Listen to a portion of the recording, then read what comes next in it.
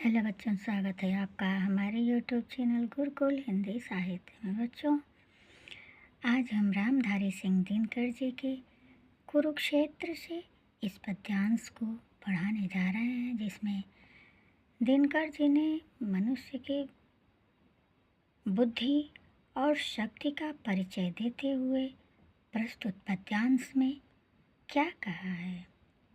आइए देखते हैं बच्चों। पर धरा सुपरीक्षिता विश्लिष्ट स्वादहीन स्वाद विहीन यह पोथी, यह पढ़ी पोथी न दे सकती प्रवेग नवीन।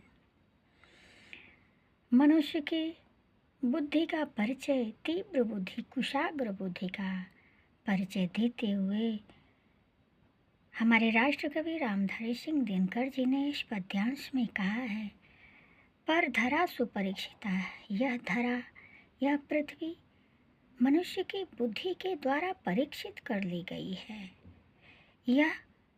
यह उसके लिए अब पुरानी वस्तु बनकर रह गई है। यह मनुष्य की बुद्धि के लिए या मनुष्य के लिए एक स्वादहीन खाद्य वस्तु बनकर रह गई है। अर्थात मनुष्य की बुद्धि ने इस पृथ्वी के रहस्यों को भली भांति जान लिया है। यह पढ़ी पोथी न दे सकती प्रवेग नवीन। यह पोथी जो है, यह पुस्तक उसके लिए कोई नवीन ज्ञान नहीं दे सकती है। इस पोथी को उन्होंने भली भांति पढ़ लिया है। यह पोथी, यह पृथ्वी रूपी पोथी उसके लिए वैज्ञानिक दृष्टि से भी अब पुरानी हो गई है। अब इस पर वैज्ञानिक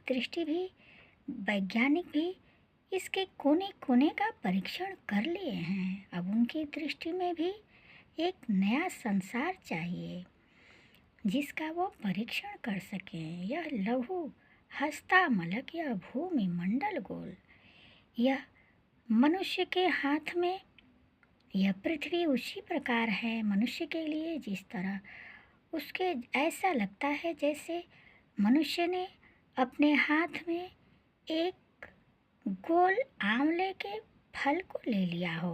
अर्थात यह मनुष्य पृथ्वी के हर एक रहस्य को जान लिया है। यह पृथ्वी अब उसके लिए एक स्वादहीन वस्तु और आंवले के फल के समान रह गई है, गोल रह गई है। अब इसका अस्तित्व पूरी तरह से मनुष्य ने जान लिया है। आगे है, मानव ने पढ़ लिए सब पृष्ठ जिसके खोल।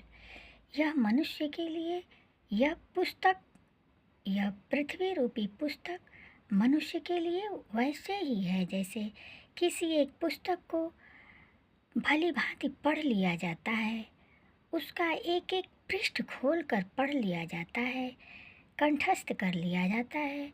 ठीक उसी प्रकार यह पृथ्वी रूपी पुस्तक के हर पृष्ठ को मनुष्य ने कंठस्थ कर लिया है। अब उसे नवीनता चाहिए। अब यह पोथी, पृथ्वी रूपी पोथी उसके लिए बहुत ही पुरानी हो गई है, जिसके हर पृष्ठ को उसने कंठस्थ कर लिया है। तो बच्चों, इस पद्यांश की यही व्याख्या है। अगली व्याख्या के साथ मैं फिर आऊँगी। तब तक के लिए धन्यवाद।